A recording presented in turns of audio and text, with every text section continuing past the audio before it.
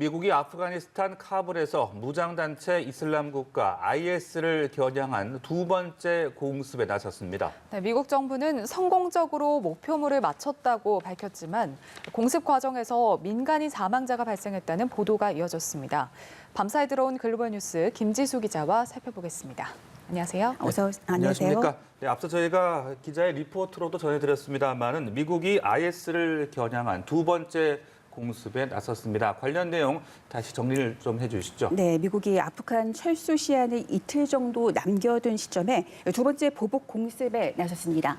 지난 26일 무장단체 이슬람 국가 아프간 지부 ISK의 카불 공항 자폭 테러로 미군 13명을 비롯한 170여 명이 숨진 것과 관련한 미국의 두 번째 공습입니다. 이번에는 카불에서 추가 자폭 테러 위험이 있는 차량을 공습했습니다. 공습이 단행된 시점에 조 바이든 미국 대통령은 군 기지로 이동해 카불 공항 테러로 희생된 미군 13명의 유해를 맞았습니다. 미 중부 사령부 대변인은 미군이 드론으로 차량을 공습해 카불 공항을 겨냥한 ISK 위협을 제거했다고 밝혔습니다.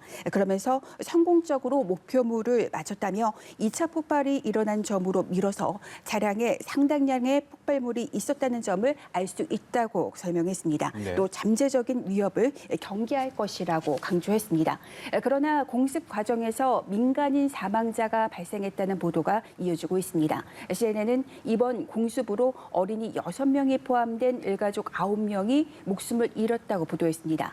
미군 공습 과정에서 민간인 사망이 확인될 경우 공습의 정당성을 놓고 논란이 제기될 가능성이 있습니다. 앞서 27일에는 미군이 첫 번째 공습에 나섰습니다. 아프간 낭가하루주 지역을 공습해 ISK 고위급 인사 2명을 제거했습니다. 네, 이 두 번째 공습이 있었던 시점에 바이든 대통령은 이 카불 공항 테러로 숨진 미군 유해 귀환 행사에 참석했다고 하는데 이 바이든 대통령이 군 통수권자가 되고 나서 이런 행사에 참석하는 게 처음이라고요. 네, 바이든 대통령은 질 바이든 여사와 함께 델라웨어주 도버 공군 기지에서 13명의 미군 유해를 맞았습니다.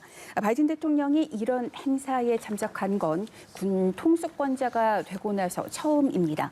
바이든 대통령은 관이 수송기에서 나와 운구 차량에 실릴 때까지 오른손을 가슴에 올린 채 시선을 고정했습니다. 기도를 하는 듯이 고개를 숙이거나 눈을 감는 등 침통한 모습이었습니다. 미군 유해를 싣고 온 수송기는 그동안 미군 시민과 아프간 주민을 실어 나르며 그야말로 생명줄 역할을 해왔는데 이번에는 ISK 테러에 희생된 장병의 유해를 고국으로 싣고서 돌아왔습니다. CNN을 비롯한 미 언론도 침묵 속에 진행되는 행사를 그대로 중계했습니다. 미 언론은 일요일자 신문 1면에 미군 희생자 13명의 사진을 실으며 이들의 희생을 기렸습니다. 이들 13명은 20세에서 31세 사이에 있고 이 중 5명은 20세, 20살입니다. 2001년 9.11 테러 즈음에 태어난 셈인데 워싱턴 포스트는 9.11의 아이들이 9.11로 시작된 전쟁에서 쓰러졌다 이렇게 추모했습니다. 그렇군요. 이 아프간을 벗어날 수 있는 유일한 탈출구라고 할 수 있는 카불 공항이 상당히 지금 위험한 상황인데 미국은 철군 시한까지 대피 작업을 이어가겠다라고 밝히고 있죠. 네, 미국은 그래서 막바지 대피 작전에 총력을 기울이고 있습니다. 미 국무부는 아프간을 탈출하는 그 원하는 미국인이 현재 250명 정도라고 밝혔습니다. 탈레반이 아프간을 장악한 14일 이후 대피한 미국인은 5,500명 정도로 추산됩니다. 백악관은 28일 오전 3시부터 24시간 동안 2,900명을 카불에서 대피시켰다고 밝혔습니다. 하루 전 6,800명, 이틀 전 12,500명에 비해 크게 줄어든 수치입니다. 카불 공항 등에 배치된 미군 병력은 본격적으로 철수에 들어간 상태입니다. 미국은 바이든 대통령이 공언한 31일까지 미국인과 현지 협력자 철수가 끝나지 않더라도 외교적인 노력을 통해서 대피를 계속한다는 방침입니다.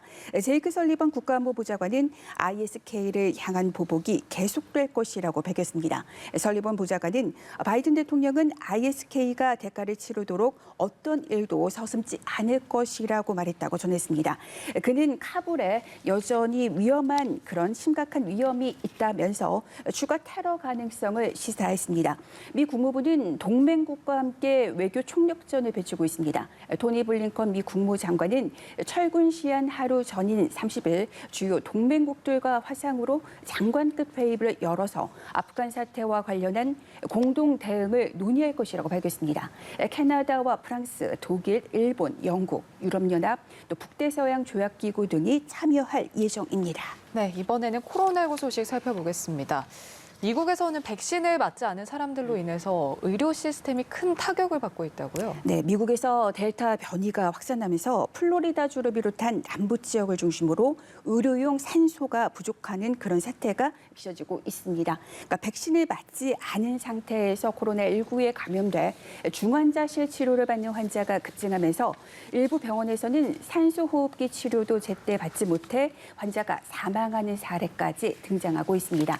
이들 병원은 산소를 정상적으로 공급받지 못하고 있으며 탱크에 보관해둔 산소가 부족해지자 비상용으로 마련해둔 예비 물량까지 사용하고 있습니다. 한 의료용품 공급업체는 미 남동부 지역의 병원들에 공급할 산소가 부족하다면서 병원마다 12시간에서 24시간 사용 분량밖에 남지 않은 최악의 상태라고 그렇게 밝혔습니다. 그리고 코로나19 입원 환자와 맞물린 의료용 산소 공급 부족은 미 남부 지역에 심각한 영향을 주고 있습니다. 플로리다주 병원협회는 68개 병원이 이틀치 분량도 안 되는 산소를 보유하고 있는 것으로 파악됐다고 경고했습니다.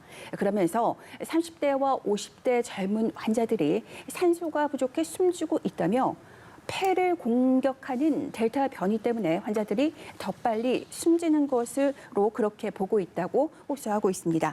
그러면서 백신만이 코로나19 사망을 막는다며 접종을 거듭 촉구했습니다. 이런 가운데 미국의 코로나19 방역 정책을 총괄하고 있는 앤서니 파우치 국립 알레르기 감염병 소장은 어린이를 대상으로 하는 코로나19 백신 접종 의무화 방안을 지지한다 이렇게 밝혔습니다. 네, 미국 외 다른 주요 국가들의 지금 코로나19 상황도 궁금한데 어떻습니까? 네, 전 세계에서 처음으로 부스터샷을 도입한 이스라엘의 경우 부스터샷 접종 대상을 12세 이상으로 확대했습니다. 이스라엘 정부는 부스터샷을 맞은 사람은 2번 맞은 사람보다 코로나19 감염과 또 중증으로 진행되는 걸 막는 효과가 10배 높다고 밝혔습니다. 이스라엘은 지난달 12일부터 면역력이 저하된 사람들을 대상으로 3차 접종 부스터샷을 도입했습니다.